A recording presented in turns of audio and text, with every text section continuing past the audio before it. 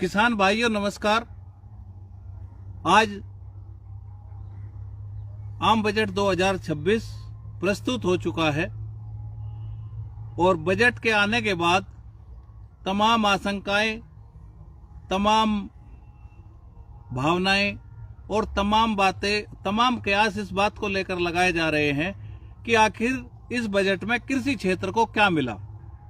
तो आज हम बजट की बात करेंगे, आम बजट यूनियन बजट 2026 की, जिसमें कृषि क्षेत्र को पूरी तरह से अनदेखा ही कर दिया गया है।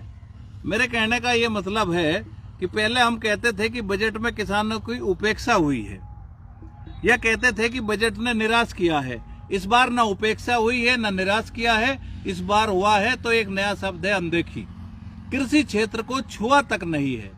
केवल केरल के चुनाव होने की वजह से कहा गया कि काजू पे काम करेंगे, नारियल पे काम करेंगे, तमाम ऐसी बातें कही गई कि हाई रिस्क क्रॉप पे जोर देंगे।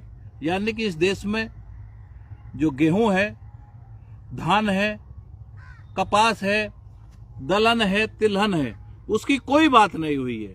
हर बार बजट में होता था कि दलहन मिशन चलाएंगे, तिलहन मिशन चलाएंगे, वे सब मिशन छोड़ दिए गए हैं। आखिर ऐसा क्यों? देश में क्या दालों की आवश्यकता पूरी हो चुकी है? क्या हम तेल के क्षेत्र में आत्मनिर्भर हो चुके हैं? क्या हमारी जो किसान हैं उनकी अब आय स्थिर हो चुकी है, या उनकी परचेजिंग पावर दूसरे लोगों के बराबर है? इस पर हम बात करेंगे। और बात करने के लिए मैं आपको सबसे पहले दो उदाहरण दूंगा कि अभी जारी हुआ था आर्थिक सर्वेक्षण। बजट से पहले आर्थिक सर्वेक्षण आता है।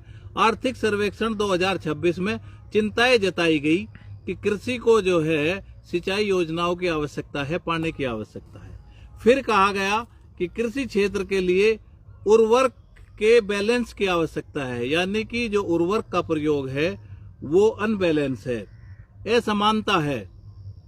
जो उर्वरक का प्रयोग होता है उसका जो संतुलित तरीके पर है, यानी कि अनबैलेंस है। अगर हमें फिर अगली बात कही गई कि देश की कृषि विकसित भारत 2047 के सेंट्रल है, यानी कि हम कृषि को